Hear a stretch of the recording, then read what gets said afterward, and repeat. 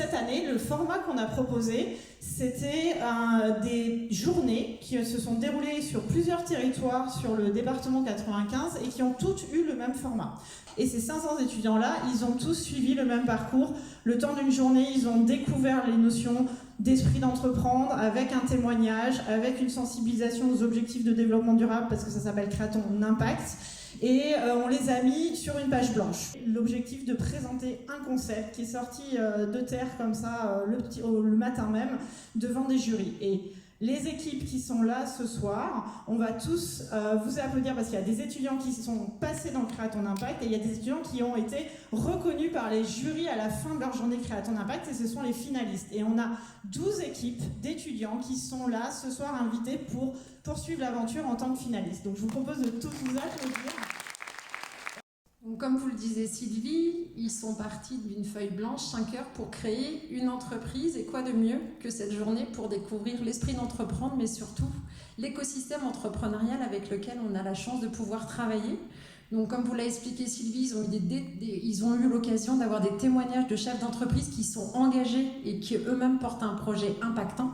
Mais on a un écosystème qui est riche dans le Val d'Oise et comme vous pouvez le voir, ils ont commencé le 4 novembre à la maison de la recherche à Cergy. On est allé sur 2 lieux aussi emblématiques du territoire du Cergy-Pontoise, la Turbine et Ocowall. On a fait un petit tour à Sarcelles au sein du Numix et on a été à Montmagny également au 14K. J'aimerais ce soir qu'on remercie les 80 bénévoles qui étaient à nos côtés. Donc je ne vais pas tous les citer, certains vont se reconnaître. Le fait que l'université de Cergy soit en marche autour de la sensibilisation, des actions, de la transformation vers la transition et vers l'impact et le développement durable, ben finalement ça infuse aussi en nous. Et on construit des choses au quotidien, pas à pas, à l'attention des étudiants qu'on accompagne. On a un programme qui s'appelle Transition et Impact qui est porté par notre collègue Kodou, qui accompagne les étudiants entrepreneurs. Et nous on s'est dit, ben, en sensibilisation, c'est quoi qu'est-ce qu'on fait, c'est quoi notre part, qu'est-ce qu'on fait comme effort dans ce sens-là. Et on s'est dit, le point de départ, ça va être de sensibiliser les étudiants aux objectifs de développement durable.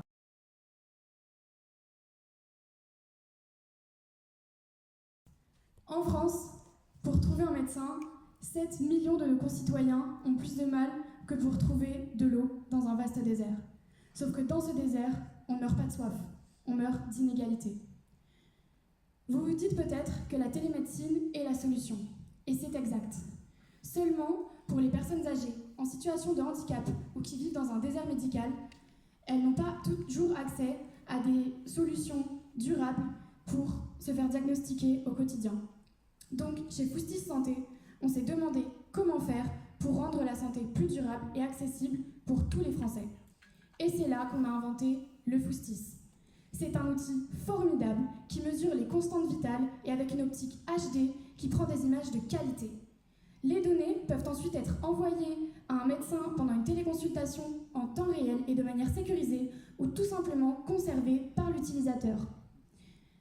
La médecine à domicile sans se déplacer s'est rendue possible par Foustis, le chaînon manquant de la médecine à domicile. Mais concrètement, comment est-ce qu'on va faire pour aider ces 7 millions de personnes ? Notre business model est basé sur le B2B2C, s'appuyant sur les 15 000 pharmacies de proximité qui peuplent le territoire. À travers elles, tous les Français vont être capables d'avoir un Foustis à domicile et de l'utiliser pour favoriser la prévention et la détection de maladies à un stade précoce. Notre équipe a de l'expérience en RSE, en coordination territoriale et une forte expertise en santé. Nous ne faisons pas d'ailleurs que de la santé, nous allions l'impact territorial, environnemental et social sur un seul produit. Et c'est pour ça que je suis ici devant vous. C'est tout d'abord pour porter au grand jour cette thématique méconnue, mais aussi pour vous demander votre soutien pour accélérer le développement des Foustis sur le territoire. Merci à tous. Bravo.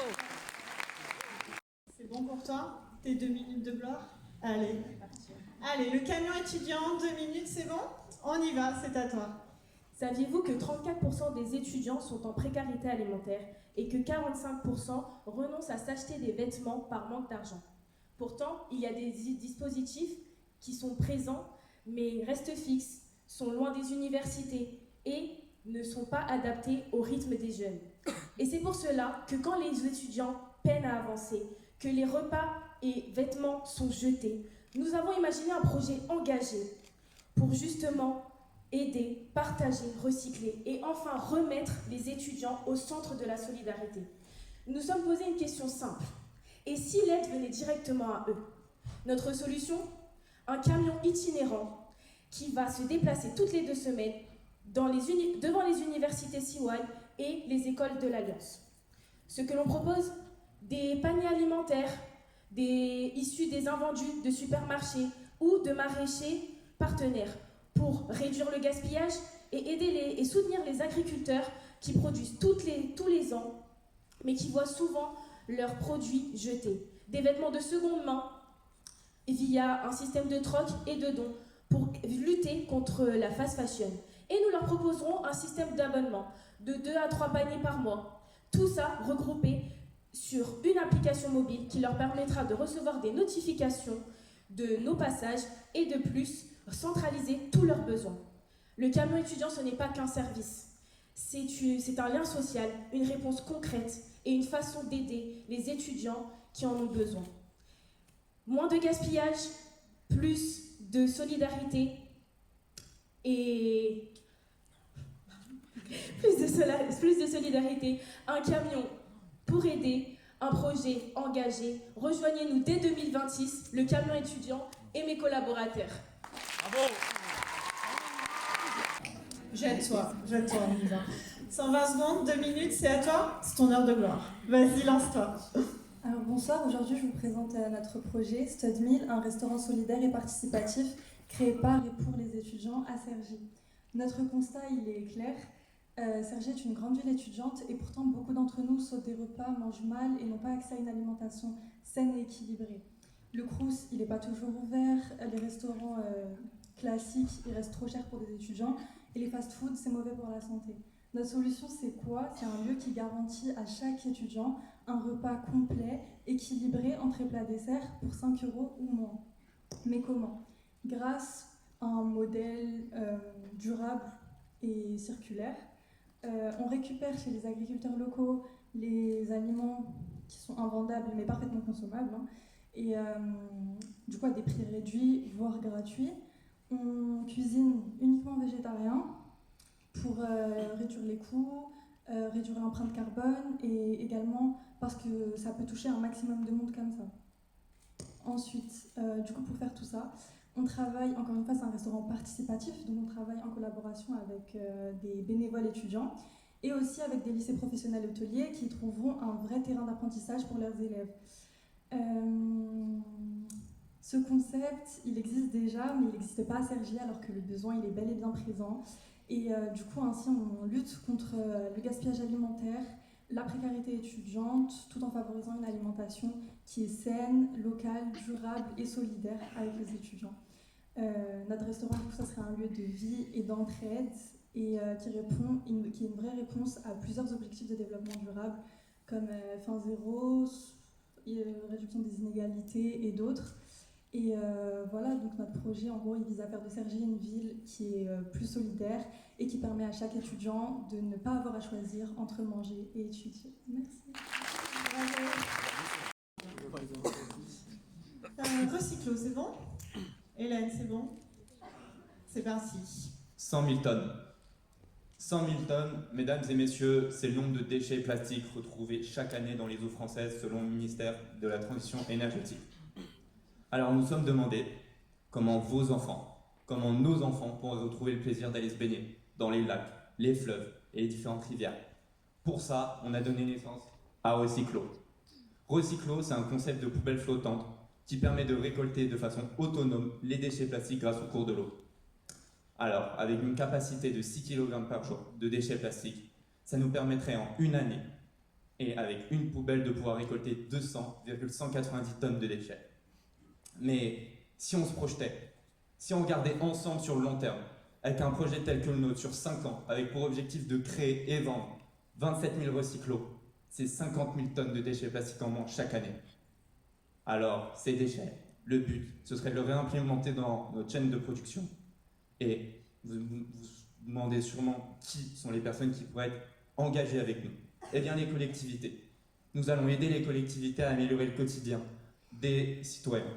Et pour ça, on va transformer les lieux pollués, les transformer en zones d'activité, en zones de rencontre.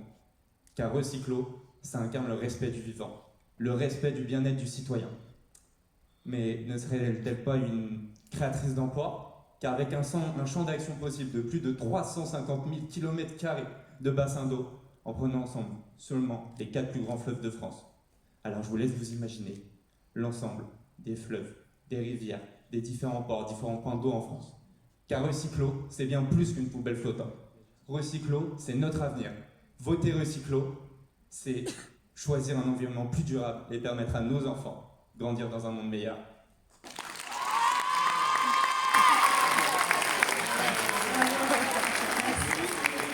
C'est prêt? C'est bon pour toi? C'est bon pour moi. Ah ben c'est parti, à toi de jouer, on t'écoute. Eh bien, bonjour à tous, moi c'est Julie et je suis sûre que dans la salle, il y en a qui font du sport, voire même qui vont à la salle de sport. Mais savez-vous où part votre énergie que vous avez difficilement brûlée lors d'une séance? Eh bien oui, elle est perdue et c'est d'autant plus dommage quand on sait qu'une salle de sport paye entre 500 à 1800 € par mois en frais d'électricité. Eh bien, bonjour à tous, nous c'est EcoMove et nous, on est là pour arrêter ça. On est là pour allier le sport avec la production d'énergie verte. Et on est là aussi pour réduire vos frais de salle de sport. Mais alors comment? Eh bien, nous, on va récupérer votre énergie que vous émettez dans les machines de salle de sport et la transformer en énergie électrique. Mais alors concrètement, comment on fait? Eh bien, voici notre dispositif. Ici, vous avez un vélo elliptique, avec un alternateur. Cet alternateur, il est positionné sur la roue. Il va venir stocker et récupérer votre énergie pour ensuite la transférer vers le générateur qui, lui, la convertira en énergie électrique. Et ensuite, il la retransférera vers le tableau électrique. Mais alors, c'est bien beau, mais est-ce qu'on pourrait rendre une salle de sport totalement autonome en énergie électrique? Eh bien, dites-vous qu'une seule personne qui va faire du vélo va pouvoir alimenter une télévision pendant 2 heures avec notre dispositif. Alors vous l'aurez compris, et une salle de sport pourrait être presque autonome en énergie électrique grâce à notre dispositif. Mais alors où sont nos concurrents dans tout ça? Eh bien justement, on ne les voit pas, car nos concurrents, eux, conçoivent la machine de A à Z. Une machine qui coûte presque 10 000 € pour un vélo elliptique. Nous, notre dispositif, il coûte que 1 000 € et s'adapte sur toutes les machines. Vélo électrique, ça s'adapte. Rameur, ça s'adapte. Et enfin, machine pour les bras, ça s'adapte. Alors, si vous voulez soutenir un projet éco-responsable, votez pour nous. Si vous voulez allier bien-être et bien-être, alors votez pour nous. Et enfin, si vous voulez réduire vos coûts de salle de sport, alors votez pour nous. Et Sandrine. Oui, vas-y. Et je passe le micro à Sandrine pour la deuxième partie. Avancez-vous, allez-y. Alors, est-ce que, chers membres du jury, vous vous souvenez des règles? Vous allez avoir les questions. Tu es là, Sandrine, tu es là. Donc l'idée, là, vous prenez votre petite grille d'évaluation.